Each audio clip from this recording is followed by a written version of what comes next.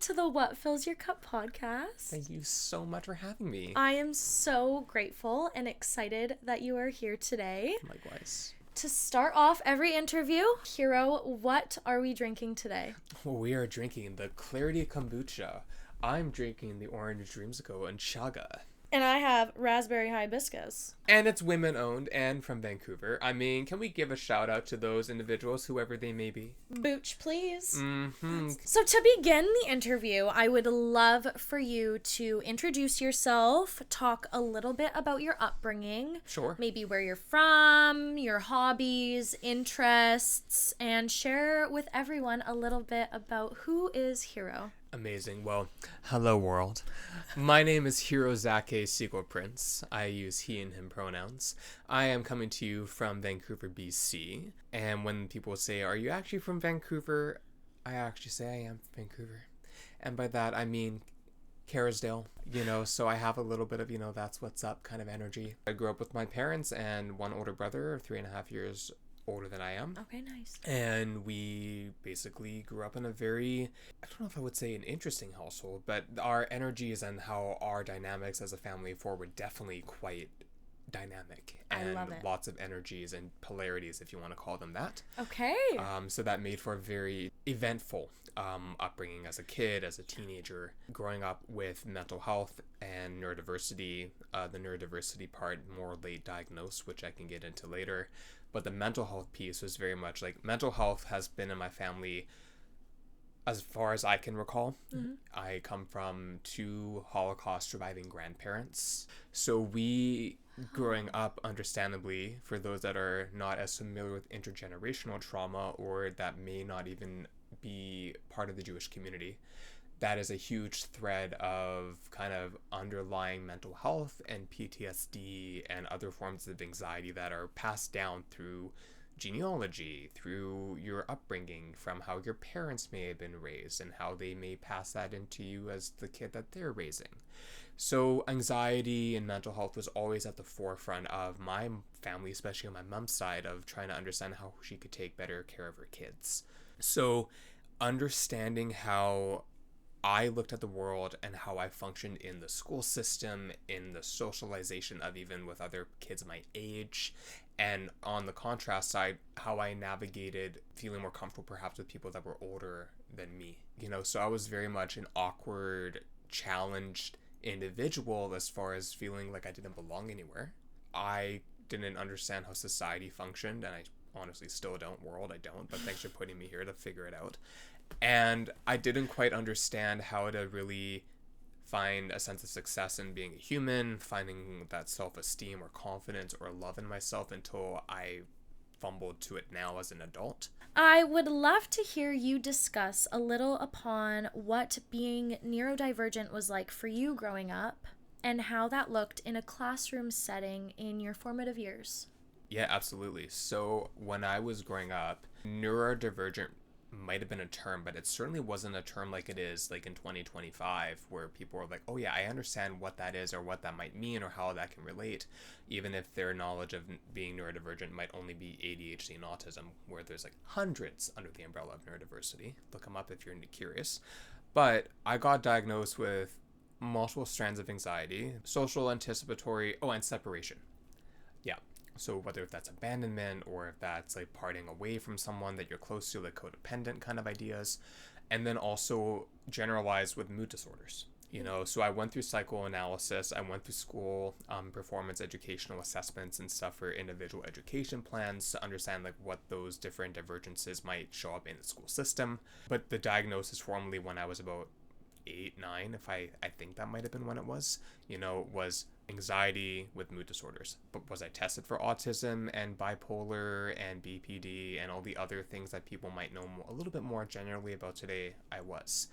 What I think was different though is because whereas now, which we can get into later, what psychologists, psychiatrists, medical doctors were looking for was very much based on the visibility of what showed on the outside that was very apparent or very severe, as opposed to the invisibility of mental and cognitive functioning. There was still this kind of uncertainty of like what to look for or how to understand what something might be. So looping back, going undiagnosed and realizing that I didn't know I was autistic this entire time, which most people wouldn't be able to tell on the surface until they get to know me a little bit or see some like quirks and antics and stuff, or how I might talk. It's very tricky to navigate that when even your family understandably has done everything they can do, but still feeling like something still isn't matching or adding up. So in terms of the school system and stuff, like I went through elementary school, and in that period of time I had I was codependent on my mother, which I broke when I got a lot older, but I broke that. And it's not a read mom, but just like it was codependency, just call it what it is. And partially because I was coddled a lot, which is fair based on my own needs and sensitivities and what as a caring parent would do to protect their kid. Yeah. So it's quite sheltered. That was very difficult because I had such separation and anxiety and codependence on my mother for so many things until quite a bit later in my early teenagehood, mid-teenagehood. As a kid, I felt like the world was going to end if I wasn't with my mother. Like I really felt that attached. So getting dropped off at school every day was really challenging because I felt like I'm not with my safety net. My mom was my rock. Yeah. Because she knew my needs. She knew what I wanted. She knew how to indicate how I said things. Again, I think a lot of the root of this is pre-development for autism and things that you don't think about. It was more than anxiety. So when I went to the school for 4 years, grades 1 through 4, the first grade teacher that I had, she was literally out of the book or the movie Matilda. Miss Trunchbull. Miss Honey. Miss Trunchbull. Yeah, this is the metaphor I use because most people know the movie or the story of Matilda, right? And she was literally Miss Trunchbull. Like old school, like, 30s, 40s era, disciplinary, yelled at her class, her students, even though they were first grade. She was so old school and came off as this angel to the parents, but then the door shuts and she's like, okay, kids, let's whip you into shape. Oh my God. And I'm like hoping 6. you're saying like, oh my God, Miss Honey, she was the best. And that's why I said, I'm like, oh, Miss Honey. Yeah. Hell no. No, literally. And so eventually, because I'm the kind of person, and for the record, I have not changed to this day and I never will. Thank you for better and for worse.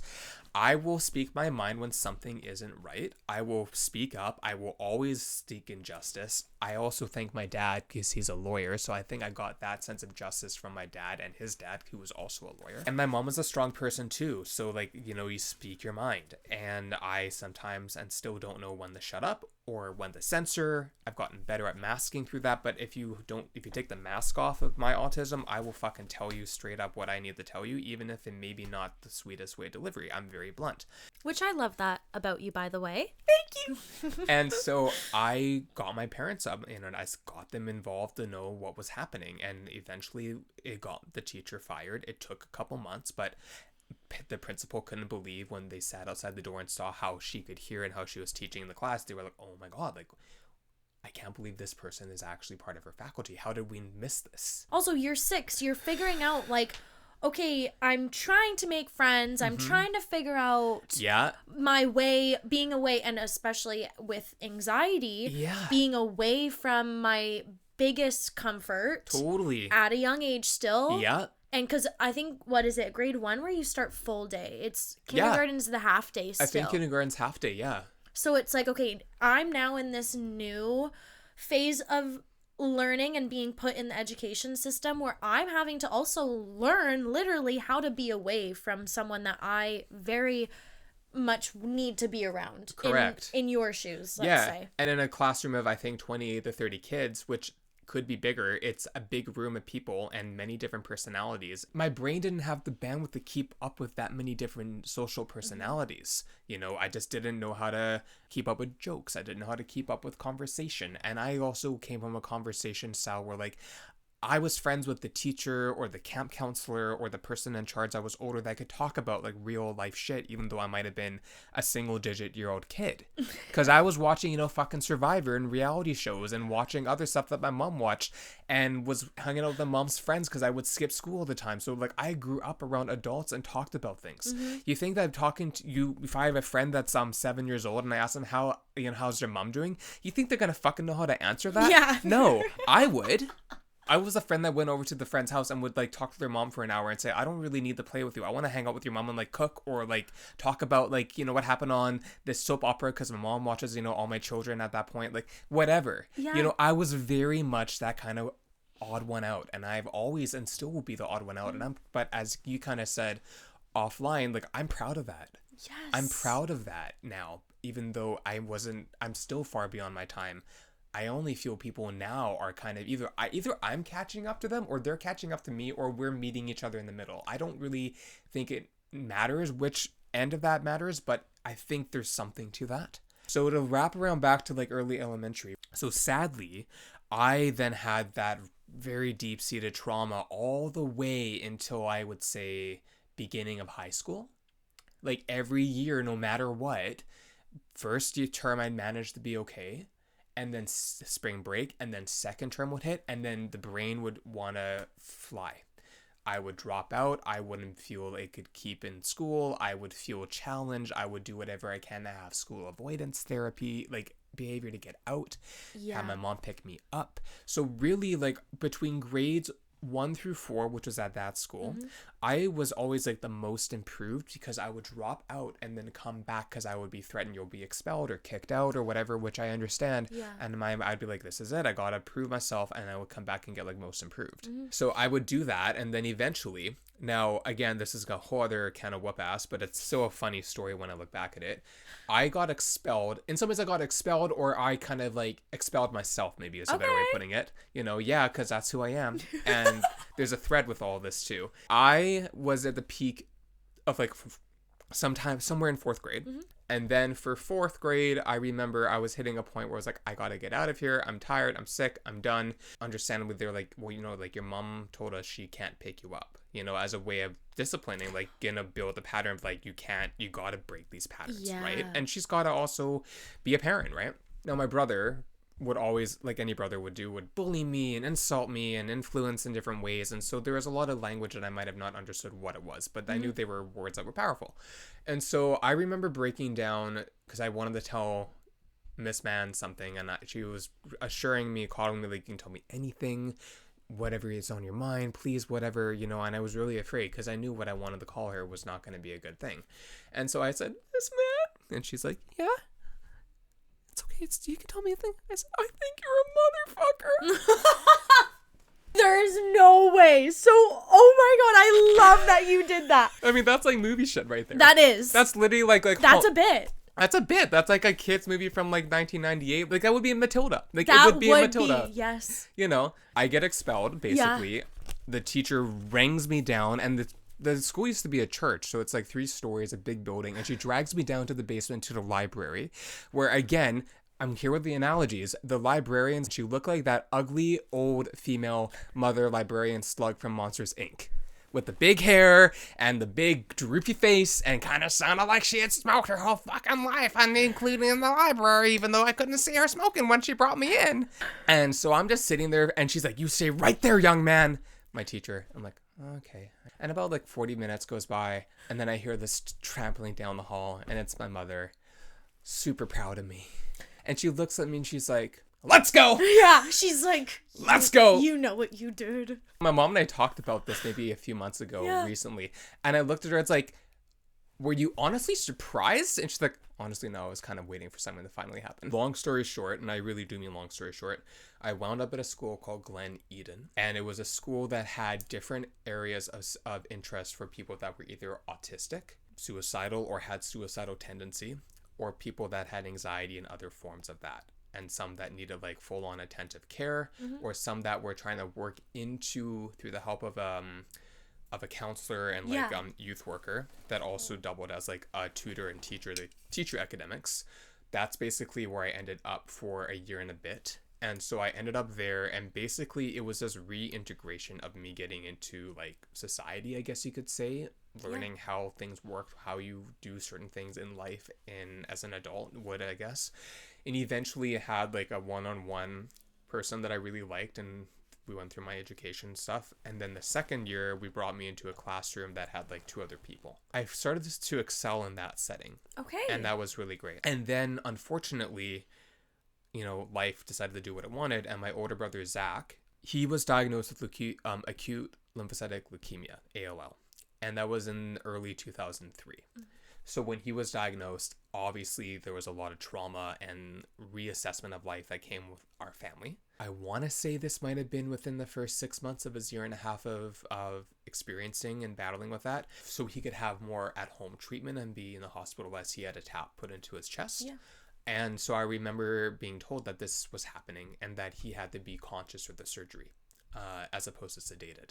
As a kid, and with the viewpoint that I had, I was like, there's no way that I'm making sure that what if my brother isn't alive after this? Because there's always risk with things like that. Yeah. So I tried to get out of the school and I couldn't. And then eventually I excused myself to use the washroom. And because of how the building was laid out, I knew that the back exit door was right there. I'm 10 or 11. I can't remember exactly. And maybe I was 11. But this is like 5th grade. You 6th escaped. grade. I escaped. But here's the thing in my mind, I somehow knew the roads because we had driven down Granville Street to go into Richmond when I would go to my other elementary. So I knew the buses, not the names of the buses, not the routes, but I knew, okay, as long as I have a toonie in my hand, which I did, which would give me bus fare at that time, and then I ran up to Granville, and I didn't know what side of the street even to take the bus on, though I figured it out, and ran across, and then I saw the lineup. And then I saw at the front of the line, I knew intentionally, like, who can I ask for help that might be the least sketchy? So there was a woman with a baby, an older European woman with a child in a stroller. And so I said to her, hey, here's my situation. Help me. Understandably, she's like, yeah, of course, like, stay safe with me. You shouldn't be. Yeah, help. Yeah. Little does she know. Yeah. And I told her, like, my brother's in the hospital. He's having an operation. He has cancer. I need to go see him. And then she was saying, I'm going to King Ed too, so I transferred on the 25 with them. But when we got to... So you actually picked the best person. I did, but my instincts knew. At that point, I was like, I don't care what shit this causes. My brain was so hyper fixated on being there to be with my brother that I didn't care about the pain, the suffering, the stress, or the repercussions something like that would cause. And as a 10-year-old, 11-year-old, you wouldn't. When I got to Oak and King Ed, and she's like, you know where you're going? I'm like, yep. She's like, okay, good. Take care of yourself. You're like, don't worry, I got this far. Yeah, and I just bolted into Children's Hospital, went up to my brother's ward, and he wasn't in the room, so I kind of freaked and took a look around to see if he was there, and I couldn't. And so at this point, payphones were a regular form of communication. Mm-hmm. Cell phones weren't around a lot. So I called my mom with 25 cents, and she understandably freaks the fuck out. She's like, your dad is out of work, the police are looking for you, we've sent a search party, like, where the fuck are you? You know, like, I caused a lot of shit without meaning to. But when I heard my mom say, your brother is safe and at home, your dad's at work, I can't leave your brother alone, but I have no choice, my mom came and picked me up from the hospital, and we went home, and I don't think I went back to Glen Eden either. Had more gap between, like, school, had missed enough school that I was told I had to repeat the 6th grade. And then I finally settled, and then that's when things started to shift for me. And the turning point was when I had a cough or a cold or a sick or something, and my mom was driving, we were almost there. She's like, I can take you home, don't worry about it. And I said to my mom, actually, no, I need to get through this. I'm old enough now to get through this, and I'm gonna not let a cold be an excuse for me to not, like, get to my school and, like, finish my homework. And that's when I really kind of, from 12 to 13 years old, that brain chemistry kind of shifted. And then school got a little bit easier, but still challenging from there. I went and decided to go to King David High School for a year, which is a private Jewish high school. Really got into visual arts like photography and painting and writing, and I was an art kid. I wasn't a drama kid. I wasn't a music kid. I was an art kid. And my art teacher was a lesbian, so that was really comforting to have that connection with another queer person when there wasn't many around at that point in my life. Yeah. I mean, basically, I was doing just fine until about the following grade 10. About halfway through the year, like, my friends were not all there because they went to different programs, the teachers had changed, and the kids in my grade I didn't connect with at all. So I fell into a deep depression and was going through major grief, of course. I was starting to really grieve my brother and going through those shifts as an adolescent. And I'm so sorry. Thank you. And being very proudly gay. Like, I knew I was gay from as young as I can recall, but verbalized it and cognitively and verbally relate my sexuality and my identity as early as 12 or 13, which at that point especially, and even now, is very early for a lot of people. Being so clear about who I was in that sense of my identity as a teenager and then trying to find my way in a school that was great, but really I didn't fit into anywhere and was having trouble academically. I was like, and then grieving my brother, I really fell into depression. I was like, I wanted to leave school. I was like, okay, I made it to 10th grade. I'm just going to go and work in retail where I felt most connected to fashion and menswear and stuff. And I'll find my way and I'll work my way up into management. I did drop out of that school about midway through 10th grade and then took another period of time off. I wound up in a queer youth group on Davie Street that still exists to this day. I was very depressive. I felt very suicidal, though I could never inflict self-harm. So in some ways that's a blessing, but also it's like I'm sitting with this and I can't do something about it to end it. And I never turned to like substances or alcohol. Like I'm straight edge my entire life. I was on, like prescription medication for my anxiety and all that. But I really felt like I didn't know what I was doing or where things were going. So when I got into this queer youth group, I met another queer person named Erica, and she had ADHD and dyslexia, and she told me she was going to the school next school year called Total Education. And so I kind of said to her, that sounds like a school that I would probably be able to go to. And she's like, literally, it's for people that don't want to go to school, that are just trying to get their GED and trying to get on with their life. Like, it's literally like you show up and you attend, don't cause any shit, you'll pass, even if you're not academically doing the best. And so I went in and did my intake and admission. I was very real, like, I hate school, I don't want to be here, but I know I need to get my education. The moment I'm done education, I'm not going back to school after this, but I know I need to somehow figure this out. Yeah. Literally 3 hours later, the school calls and says, cool, we'll have you start in September. It took difficult times. I do want to say I'm so sorry about your brother again. I don't want to ever say that I can imagine how you felt in those times, because that's your personal experience, but all I can say is my heart is with you, and I know he's looking over you thinking, my brother fucking rocks. It sounds like meeting Erica was able to provide that light in that dark time of, this is where I'm going. Yeah. This couldn't work for you. Yeah. And through all the difficulties and emotions that you were feeling, I just want to say that I'm so proud of you. Thank you. For persevering and knowing that, you know what, shit fucking sucks right now, but I'm not gonna give up. So I'm very proud of you. I want to say, kind of wrapping up with school and education, I admire that you have put yourself in that setting again. So for everyone listening, all of HIIRO's education, experiences, and the difficulties, ups and downs, you have willingly, recently too, put yourself back in a classroom setting. You are currently in the process of getting your yoga therapist education. I am. You are a yoga teacher. I am. But I would love for you to share a little bit about your health and wellness and how yoga has assisted not only your mental health, but provided you a safe space to connect with your mind, body, and soul. In my queer youth group that I met Erica in, there was a Jewish, gay, US based yoga teacher that was living in Vancouver, and he was a volunteer. Okay. And he led us through a yoga class at the West End Community Center. And then after that class, I felt incredible. And I thought, there's another quirky gay Jewish guy that kind of is like me, kind of different, kind of a guy next door. Maybe this is something that I can tap into. I wanted to find a hobby that maybe could also become a career. Like, I wanted to find something that was all encompassing, not just like maybe what if perhaps. Even if it didn't turn, I wanted to think more business as well as personal. I just couldn't just look at it just for me. Maybe finding something more holistic, more spiritual, or at least more health and wellness based. Maybe I might find a community in that, but also have it be a physical, mental, emotional, and spiritual space for me to go and belong, whereas like I would never go to a gym. Yeah. That's kind of where it started. And so I thought I could do improv theater, which I love improv. I could do tap dancing, or I could do yoga. And not that I had to choose one of the three, but I chose yoga. And as I went into Lululemon, which was still very prominent then, but not like it is now, they partnered with Y Yoga Downtown Flow for a 2 weeks of yoga, like free pass for the Olympics. And so I took that, ran with it, did 5 or 6 classes, and I was like, yeah, this is it. I'm doing this. That turned into be going so much, and it was the only thing that I was ever motivated to do. Like through depression, through anxiety, it was the one discipline that I was like, I'm going.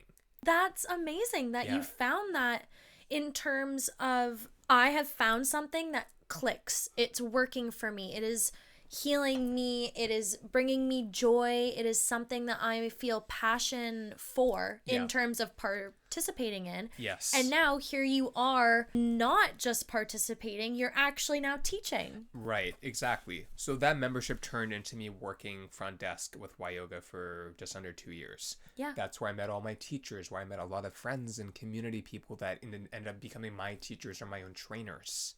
I was working the front desk. I decided I'm over this. I'm done with this. And then I just moved into volunteer teaching because I didn't need to make money at that point, like to live. So I was like, I'm just going to do what I love and get my experience. So I think I volunteered over just under a year for about 200 hours by my choice. It wasn't like anyone asked me. I chose to. Yeah. Fast forward to 2020 before COVID hit, I taught yoga for 6 years full time. I got my Pilates, I got my spin, I got my other certifications to be able to be robust enough to teach full time financially. And it was a grind as a contractor. I worked very hard, but I grew and developed through Yes. I just think that what you're doing through all the ups and downs that you have faced in life to see where you are now, that's incredible. And I will for sure be attending one of the yoga classes. I can't wait to have you. I also wanted to talk about, because you've touched on mental health, and you have a beautiful podcast which is called the Pardon My Mind podcast. I would love to know what inspired you to start a podcast that sheds light on mental health, and what has been one of your overall goals in creating a space where individuals like ourselves can feel seen, heard, and valued. Great question. So my best friend Rachel Rosen, who is my co-host and also my fellow Jewish best friend and Aquarian and ADHD, through my relationship with Rachel and our friendship, which started in Vancouver, I want to give a bit of a background on how that happened, because she was a yoga studio owner for a couple years in North Van, and I was trying to get into her studio to teach. A teacher of hers at the time took my class at the YMCA downtown and said, hey, you should check out this studio. Rachel is the owner. I can put you two in touch. So when we started to talk online and realized we were both Jewish and kind of seemed similar thread of what we cared about in terms of how community in very intimate style teaching and building real experiences for people that are not big box, we met for a smoothie in Lower Lonsdale at Beautiful Cafe. When we were talking for about an hour and stuff, I remember at the end of our conversation or nearby, she says she was sweating and she was feeling like she was just having a lot of sweat. And so I said to her, are you having a hot flash? And in true neurodivergent style of genuine not thinking how your words could be misperceived, genuinely being like, are you having a hot flash? Are you okay? Do you need an ice pack? Do you need a cold drink? What can I do to make you feel better? Rachel's like, excuse me? And so oh, great. Rachel's like, what did you just say? What the fuck was that about? And so, but it solidified the friendship though. The honesty, the candidness, the realness, and that same seed of open, heartfelt, candid conversation, and not with any ill intention or anything. That is honestly what started the friendship. And then that was back in 2015 maybe. So then we became best friends and that friendship developed. And then during COVID, she then and I were very much video chatting for a social connection. And then she said to me, hey, I'm not doing a lot of work at the moment. I'm naturally a creative person. What are your thoughts of starting a podcast, a talk show, or something along the lines? So it started with that. And because of this, how it went off, I learned pretty quickly through my natural Instagram socialization abilities and seeing how others met or found connections, and me being a networker, I was able to dive into different guests and people, combining Rachel's network and who she wanted on and me and who I wanted on. And then once we realized, okay, we need to look externally for other people, I thought, well, who would be really cool to have on the show? All the people that I wonder what happened to reality TV, because they would be phenomenal conversationalists. Maybe they still want to be able to share their story and get out of the limelight of what they were perceived as and actually who they are. So it was taking the mask off of people through their mental or emotional health, and also maybe how they may have been perceived at the point that they were known, and who are they actually in daily life? What are they up to now? Not asking them about stuff that doesn't matter, about like who did they have a fight with on the show, or if they won, like what happened to the money that, like, we didn't care about that because that doesn't matter. So I found all these other reality shows that I love to watch, like Survivor, Project Runway, Top Chef, Hell's Kitchen, all shows I still watch today. You know? What are you? An idiot sandwich? Yeah, literally. So that's what started that. We wanted to have like half with guests and half with us. Talk about our own mental health, to talk about our own challenges, our own subjects that were burning in our mind. And then when guests were on, we could also talk to them about them, or talk about whatever the guests wanted to talk about. And it's a very candid, raw, unscripted, nothing planned. It was like when we would record for 15 minutes prior to the guests hopping on, and they would come right into the convo, and then we would just start talking. I never plan questions. It's not how my brain thinks. I don't plan my yoga classes, but I overcompensated by getting enough education and practice that I could embody and look and know what I wanted to do, and that it would be safe and fine. And that's how I did my art. I've always been that way. For me, I like this whole acronym of doing my part, or doing your part.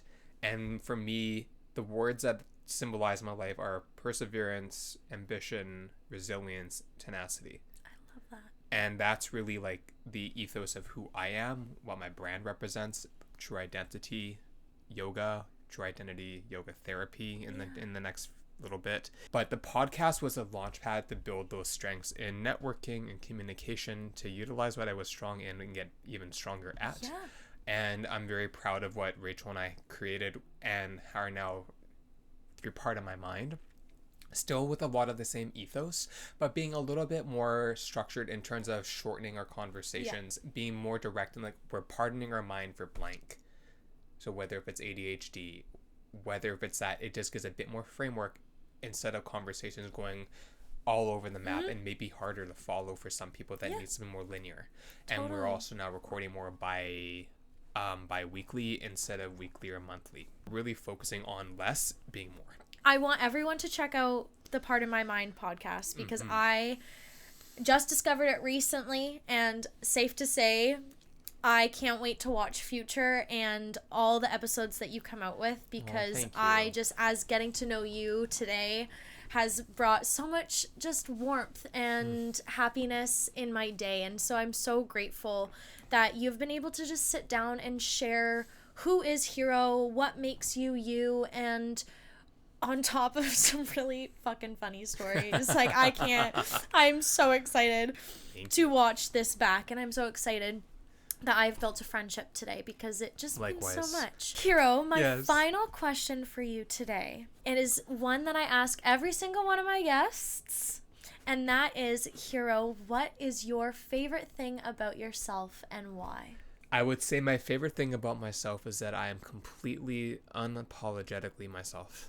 You know, like, I'm a rainbow fucking unicorn in a society that I think is starting to warm up to me in a little bit, if they weren't already. What I love about myself is the journey that I've been on, and that I'm never ever going to stop my own sense of self-discovery, betterment, and wanting to genuinely help others find that for themselves in a way that many people, when they say they didn't have a role model growing up, I had many role models, but I didn't find a role model that mirrored who I felt I was in that moment. So I'm being that for others that are coming up, either with me, after me, before me.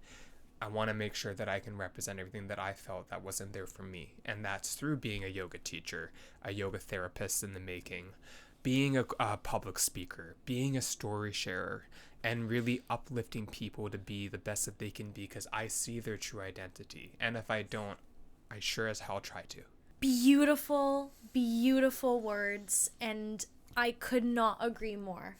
You are a ray of sunshine. I wanted to thank you again so very much for coming on the podcast. Thank you for having me. Cannot wait for everyone to just get to know you and hear your story and meet the beautiful person that you are. So thank you again so very much. My pleasure. And thank you for having this space for us to fill our cups and for you to have the space to create differences in society and people's lives. Thank you so much. That was so sweet of you. Before I sign off, don't forget to listen or subscribe on YouTube, Spotify, or Apple Music. Do not forget to check out HIIRO's socials as well as the Pardon My Mind podcast. Before I sign off, if you haven't heard it today, I love you, and do not forget to tell someone you love them because you never know who needs it a little extra. Bye, everyone. Bye. Till next time.